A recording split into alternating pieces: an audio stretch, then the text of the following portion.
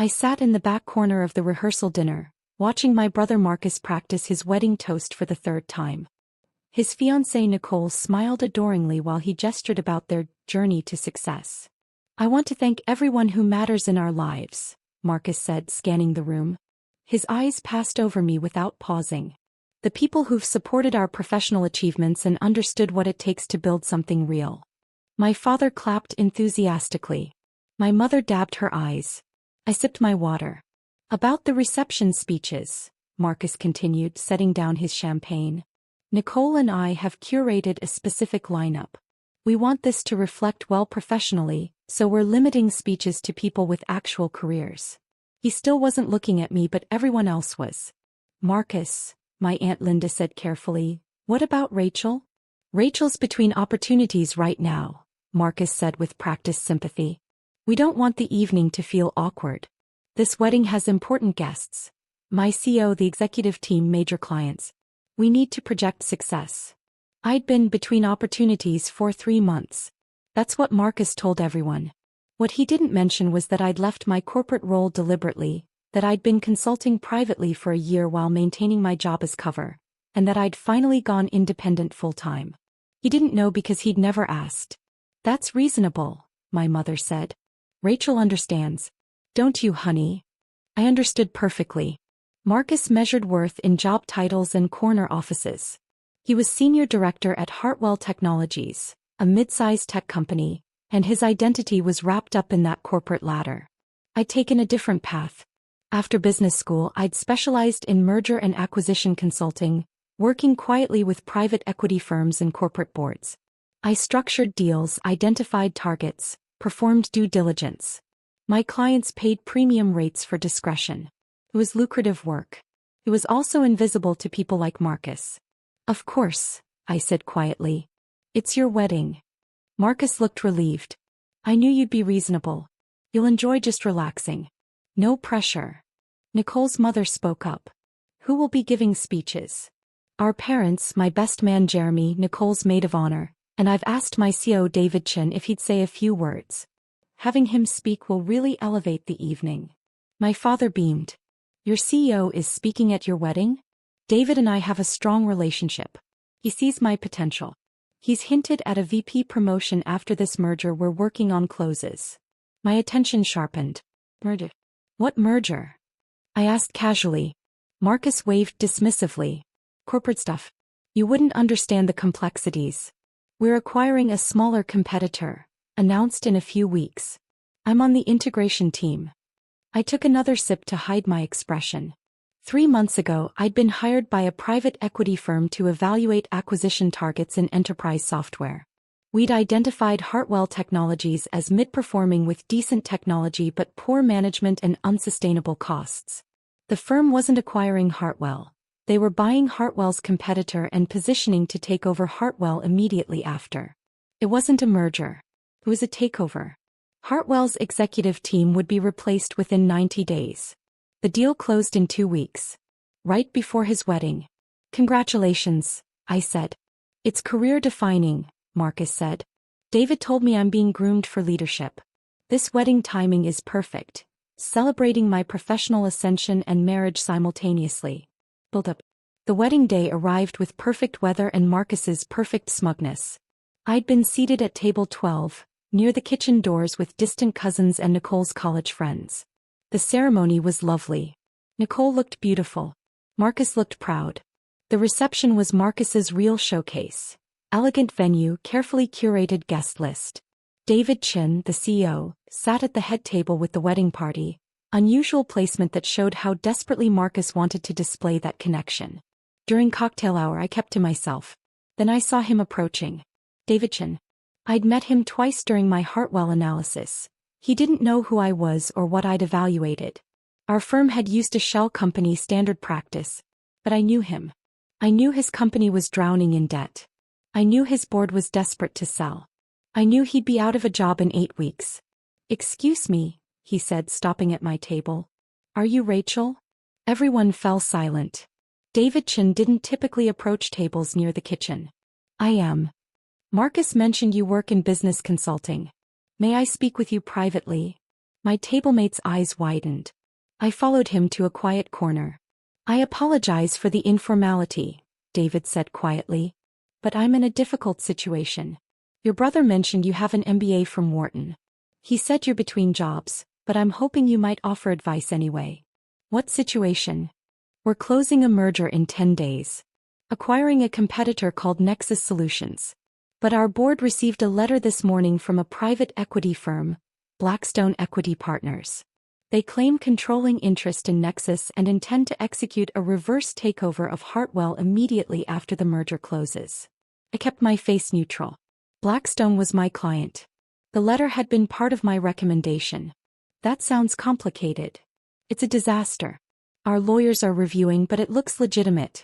If it goes through, our entire executive team will be replaced. I'm at my employee's wedding checking my phone every 5 minutes because my career is imploding. He ran a hand through his hair. Marcus said you do consulting work. Have you dealt with private equity takeovers? Do you know anything about Blackstone? The irony was almost painful. I know them. Anything you could tell me, what they look for, how they operate, whether there's any way to negotiate, I'd be grateful. I know this is inappropriate timing. Mr. Chin, I interrupted gently. I can't help you. His face fell. Of course. I shouldn't have asked. I can't help you because I'm the consultant who structured the takeover. The color drained from his face. What? Blackstone hired me 9 months ago to identify acquisition targets in enterprise software. I evaluated Hartwell extensively. My recommendation was to acquire Nexus first, then execute a reverse takeover of Hartwell. The letter your board received came from my analysis. David stared at me. You work for Blackstone? I'm an independent consultant. Blackstone is one of several clients. Does Marcus know? Marcus thinks I'm unemployed. He didn't ask what I actually do. David stood frozen. Then his CEO instincts kicked in. Is there any way to stop this? The deal closes in 10 days. Your board signed the Nexus papers. Legally, there's no way out without penalty clauses that would bankrupt Hartwell. Blackstone structured this to be irreversible. So my career is over. Your career at Hartwell is over. But you're talented. You'll land somewhere else. The severance will be substantial. I made sure of that. He let out a bitter laugh. You structured my severance. I structure everything to be fair to employees. The executive team gets generous packages. Lower-level employees get retention bonuses and job security for 18 months. Blackstone's issue is with Hartwell's leadership strategy, not the workforce. Behind us, the DJ announced dinner service. What about Marcus? David finally asked. That depends on his role. What does he do? Senior Director of Client Integration. He's managing the Nexus merger planning. I pulled out my phone, opened my secure files. Found the organizational chart with Marcus's name and my annotations. According to my research, Marcus spends 60% of his time in meetings that could be emails, 20% creating PowerPoint presentations about other people's work, and 20% managing 2 direct reports who do the actual integration work. His position will be eliminated. His direct reports will be retained and promoted. David's expression shifted. He has no idea who you are. No idea what you're capable of. No. He wouldn't let you give a speech because you're unemployed. Correct. This is. David shook his head. I should get back. The toasts are starting. I assume you'd prefer I not mention this. Do whatever you think is appropriate. It'll be public in 10 days anyway. Revelation. David walked back toward the head table, mind clearly racing. I returned to table 12 where my tablemates peppered me with questions. I deflected with vague comments about business school connections. The toasts began. Marcus's best man told college stories. Nicole's maid of honor cried about friendship. My parents gave emotional tributes. Then David Chin stood up. I wasn't planning to speak tonight, he began. Marcus beamed at the head table. But something remarkable just happened and I feel compelled to share it. Marcus looked even more pleased, thinking his CEO would praise him publicly. I've spent today anxious about a business crisis. A crisis that will become public knowledge soon, so I might as well acknowledge it now. Hartwell Technologies is being acquired. Not the acquisition we planned, we're being taken over by a private equity firm called Blackstone Equity Partners. The room went silent. Marcus's smile froze. I learned this morning that we'd been outmaneuvered. The deal closes in 10 days and there's nothing we can do to stop it. As CEO, I was desperate for insight, any advice. David's eyes found me across the room. So I did something unprofessional. I approached one of the wedding guests and asked for help. Marcus looked around frantically. That guest was Rachel, Marcus's sister. The woman he didn't allow to give a toast because she's between jobs. David's tone made the air quotes audible. What Marcus doesn't know is that Rachel is the consultant who structured the entire takeover. She's the person who evaluated Hartwell, identified our weaknesses, and recommended how Blackstone should proceed. She's the reason I'm about to lose my job. The silence was absolute. 300 guests stared at David or me. Marcus looked struck. Rachel was hired 9 months ago to find acquisition targets in our industry, David continued. She did such thorough work that Blackstone structured an irreversible takeover based on her analysis. When I asked for her help tonight, she couldn't provide it, because she's the architect of what's happening to us. Nicole grabbed Marcus's arm. My mother's face went white. I'm sharing this because Marcus spent the rehearsal dinner explaining he only wanted professionals giving speeches. He was worried about looking bad in front of corporate guests. David's voice held weary irony. Meanwhile, his sister, the one he deemed too unsuccessful to speak, is one of the most sought-after M&A consultants in the industry. The takeover she designed will be studied in business schools as a masterclass in strategic acquisition. David sat down. The room erupted in whispers. Marcus stood abruptly, his chair scraping loudly. He looked at me across the room, expressions cycling through shock, betrayal, and anger. The DJ quickly announced dinner service. Waiters flooded in, grateful for something to do. Resolution. I stayed seated while chaos swirled. Several Hartwell executives approached, faces ashen, asking if what David said was true. I confirmed politely and offered no details. My mother appeared. Rachel, what is happening? Why didn't you tell us you were working on something so important? You never asked what I was working on, Mom. You accepted Marcus's version that I was unemployed. But you're destroying your brother's company. I'm doing my job. Hartwell's board made poor decisions for years. I documented them. If Marcus loses his position, it's because his role doesn't create value, something I noted months ago.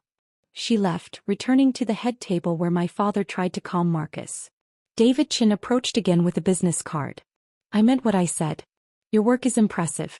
When this is over and I'm looking for my next position, I'd like to buy you coffee and learn how you operate. I'd like that, I said, taking the card.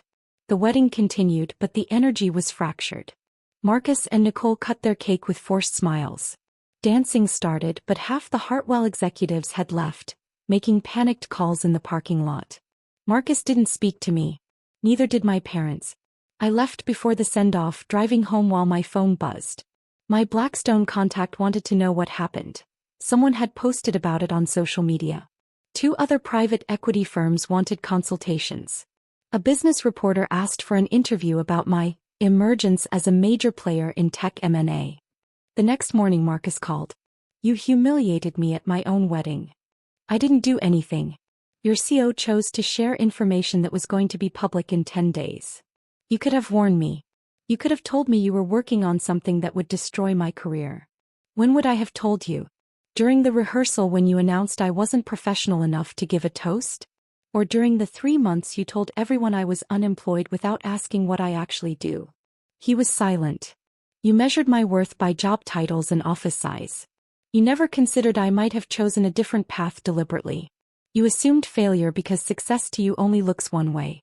You wanted a wedding that projected achievement, surrounded by people you deemed important. You got exactly that. A room full of people watching your carefully constructed image collapse. Marcus hung up. He sent one email 3 days later, informing me he'd been placed on administrative leave pending the takeover. His promotion was cancelled. His position would be eliminated. I didn't respond. I'd done my job with integrity, ensuring fair severance and employee protections. That his career was built on surface contributions wasn't my fault. The Blackstone deal closed on schedule. David Chen's severance was $2.3 million plus benefits, exactly as I'd recommended. Marcus got 6 months' salary and outplacement services. His direct reports were promoted with raises. My business exploded. The wedding incident became legend in M&A circles. The consultant so discreet her own brother didn't know she'd orchestrated his company's takeover. I was hired for 4 new engagements within a month, all premium rates. 6 months later David Chen called. He'd landed a CEO position at a promising startup and wanted to discuss retention strategy.